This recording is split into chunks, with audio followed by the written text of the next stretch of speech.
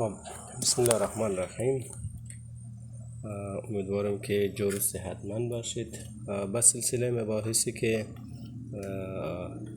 آموزش های نرم افزارهای ویندوز بود، ورد و اسپیسی در کانال یوتیوب گذاشتیم. بعد خواستیم ویندوز 7 که قبلا ریکورد کرده بودیم بگذاریم. بعد یک عده از دوستان لطف کردن، پیام گذاشتن و کامنت گذاشتن که ویندوز 7 چندان فعلا کاربرد نداره، به دلیل که منسوخ شده و اگر امکانش هست ویندوز 11 آموزش بگذارید که ما هم بتانیم استفاده بکنیم.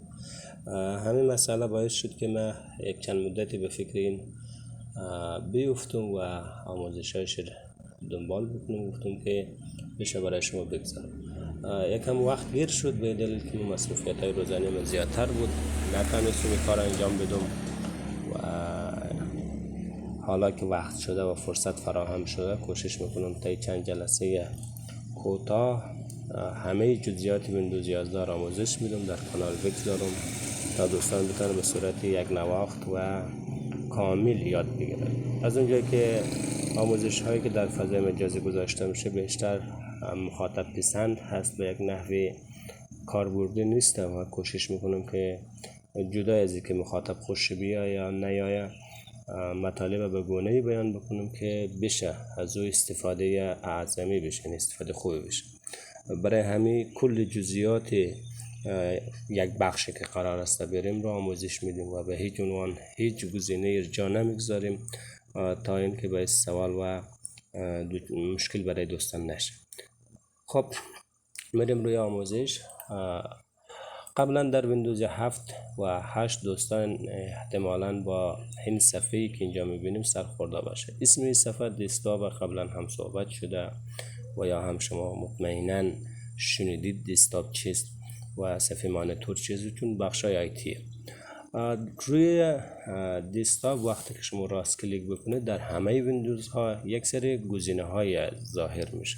از ویندوز 7 8 و حتی ویندوز XP که در گذشته بود همه این ویژگی داره. برای ظاهر کردن یک سری فرمان ها شما نیاز است که در محیط خالی صفحه دسکتاپ راست کلیک بکنید و ما هم آموزش از همینجا شروع میکنیم.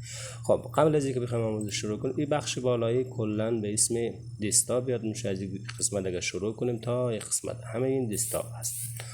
این بخش سمت راست صفحه اگر برای ما سمت چپ میشه ولی برای خود کامپیوتر سمت راست میشه. آیکون های هسته که روی دسکتاپ گذاشته شده. این آیکون ها دو نوع بهتره بگم. یک نوعش که مثل خود دیسپیسی و ریسایکل بین که از روزی که شما ویندوز نصب میکنید معمولا اینا میشه فعال کرد یا غیر فعال کرد هست اینجا. یک سری اطلاعات دیگه هست که بعدا خود ما اضافه میکنیم که اینا هم دو نوع میشه. یک نوع اطلاعات اصلی مثل پوشه‌ای که اینجا هست، یک نوع دیگه شارکته، یعنی فایل اصلی جای دیگه ما فقط شارکت اون فایل اینجا گذاشتیم. این هم هست. خود این فایل ها هم پوشه میتونه باشه، عکس میتونه باشه، فیلم میتونه باشه. اون بعدا در موردش صحبت میکنیم، فعلا وقت چه نیست. خب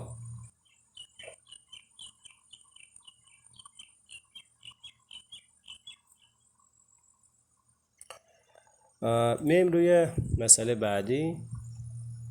پایین اینجا یک نوار هست که ما میگیم نوار ابزار یا تسکبار که یک قسمت پایین هست که شامل چند بخش است. در ویندوز 11 یک بخش اینجا گیجت هست.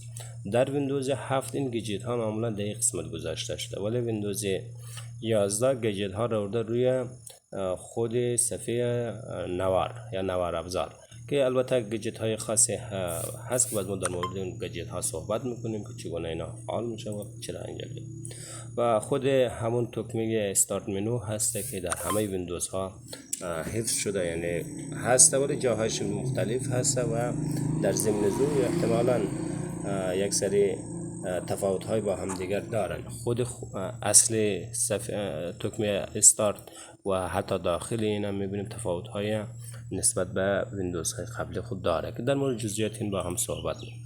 یک گزینه سرچ بار هم اینجا گذاشته که اینم چند نوع بعد در موردش صحبت میکنیم و صفحه پنجره‌ای که یا همون دسکتاپی که دوباره اینجا برای شما گذاشته و ریبون ها یا نرم افزارهایی که شما باز کردید، ریبونش یا تکمه‌اش اینجا هسته که اینا رو باید در موردش صحبت میکنه. و بخش اختاریه هسته که اینجا باز در موردش صحبت میکنه. ساعت و تاریخ و ایرور هسته اینجا هم هست. و شد استاب باز هم در ویندوز 11 گذاشته. اینا در مورد چه جزئیات چه صحبت میکنیم انشالله که اینا چه هست، اصلا چه کاربرد داره، چه رقم از استفاده بکنیم. خب آموزش رو امروز شروع میکنیم از همه راست کلیک روی صفحه دسکتاپ در ویندوز 11. زمانی که شما راست کلیک روی صفحه دسکتاپ میکنید در حالت نرمال این آیکون ها ظاهر میشه، ولی اگر زمان شما روی شو مور آپشن بزنید یک چیز دیگه ای میاد. ما فعلا میخوایم همینا رو آموزش بدیم تا ببینیم تا کجا میرسیم. روی ویو مثل ویندوز 7 شما وقت میایید برای تنظیم آیکون های دسکتاپ هست. یعنی شما بیاید اینجا لارج آیکون بزنید، آیکون شما بزرگ میشه. دوباره راست کلیک اگر بیاید میدیوم بزنید متوسط میشه و اگر اسمال بزنید کوچکتر میشه.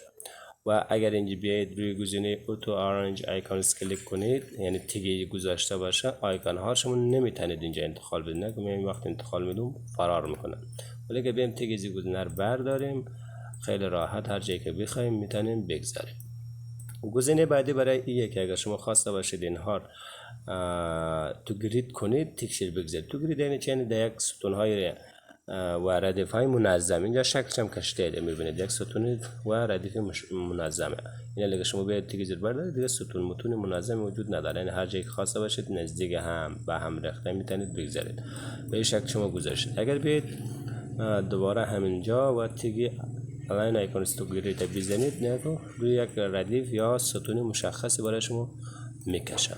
خب گزینه بعد شد دسکتاپ آیکونز که برای ظاهر کردن آیکون های دسکتاپ در صورتی که تکشیر بگذارید. این دو تا گزینه غیر فعال میشه زمانی که شما تیک گزینه رو بردارید، ولی اگر بگذارید دوباره او ظاهر میشه. خب من میرم گزینه اول رو هم تکشیر میذارم که اینا منظم اینجا چیده بشه.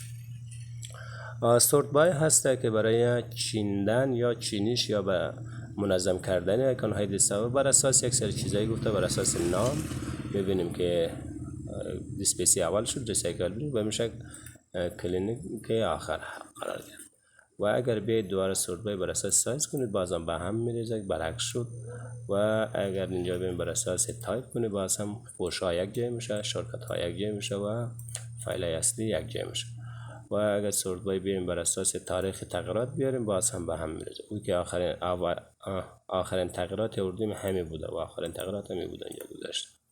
من بس بر اساس همون نام باشه بهتره که منظم اونجا چیده بشه. رفرش معمولا برای تازه کردن کامپیوتر استفاده میشه. و آندو معمولا ادامه داره، مثلا آندو موو، آندو کاپی، آندو رینیم و غیره. مثلا فرض کنیم کپی میکنم، راست کلیک و کپی داخل همین فایل عکس ها پست میکنم، گزینه پست برعکس. خب گزینه پست بغلش راست کلیک گزینه پست. خب حالا داخلی رفت، یعنی داخلی کپی شد. اگر اینجا بیایم دوباره راست کلیک کنیم دفعه آندو کپی، یعنی بزنیم فایل حذف میشه. دوباره اینجا اگر راست کلیک کنیم بعضی وقتا ریدو کپی میاد، یا آندو موو است، چون قبل از یک موو هم داشتیم دیگه، یعنی یک انتقال داشته بودیم برای همه آندو موو هنوز ظاهره. اگر آندو کپی بزنیم، ریدو کپی بزنیم، یعنی که همون چیزی که ما کپی کردیم حالا دوباره آندو کرده بودیم، برگشته بودیم دوباره پس یک مرحله به جلو بود. که کنترل زد و کنترل وای شورکت های خیلی راه شما میتونید از اینا استفاده کنید. یکی به سمت عقب برمیگرده، یکی به سمت جلو برمیگرده. این دو تا گزینه هست که شما میتونید از اینها استفاده بکنید.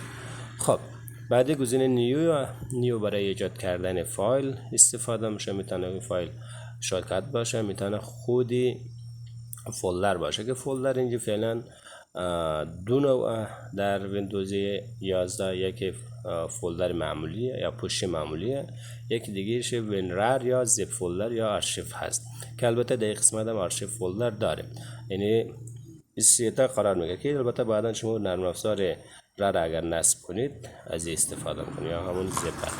و اگر نه با ویندوز خودی یه هست، همیشه شما کوشش کنید از این استفاده کنید. یک آموزش اختصاصی باز در مورد انواع فولدر و اینکه زیپ فولدر با فولدر معمولی چه تفاوت هایی داره بحث میکنیم. از جمله که در زیر فولدر شما میتونید رمز بگذارید، مخصوصا در قسمت آرشیو میتونید رمز بگذارید، حجم فایل های شما رو کم میکنه و ویروس کمتر میگیره که از این فولدر شما میتونید استفاده بکنید، چون قفل میکنه و دیگه نمیتونه هر کس باز بکنه و حتی هکر و حتی ویروس هم داخل اون شدن نمیده.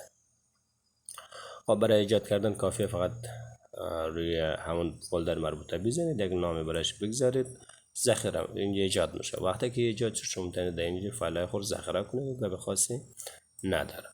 خب زیر فولدر هم دقیقاً به همون شکل، این چیز جدیدی نیست. میم در قسمت دیسپلی سیتینگ. خب یک جلسه بعدی برای شما، یعنی در آموزش بعدی انشالله بیشتر در مورد صحبت